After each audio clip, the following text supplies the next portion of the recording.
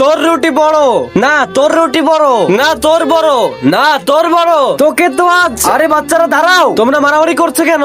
বন্ধুরা, আমি তোমাদের জন্য অনেক কষ্ট করে এরকম শিক্ষামূলক ভিডিও বানিয়ে থাকি, তাই তোমার কাছে যদি আমাদের এই ভিডিও ভালো লাগে তাহলে এই ভিডিওটা একটি লাইক এবং আমাদের চ্যানেলটি সাবস্ক্রাইব করে দাও। আব্বু তুমি বলো, ওর রুটি বড় নাকি আমার রুটি বড়? তোমাদের দুজনের রুটি সমান সমান আছে।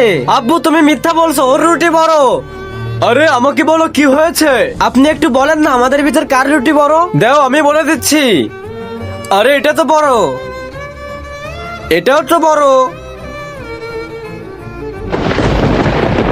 তোমাদের ঝামেলা মেটাতে যে আমি সব খেয়ে ফেলেছি, এটুকু বেঁচে আছে, এটুকু খেয়ে ফেলি। দেখছো তোমরা, তোমাদের ঝামেলার ভিতর অন্য একজন সুযোগ নিয়ে চলে গেল আর তোমাদের রুটিও খেয়ে গেল।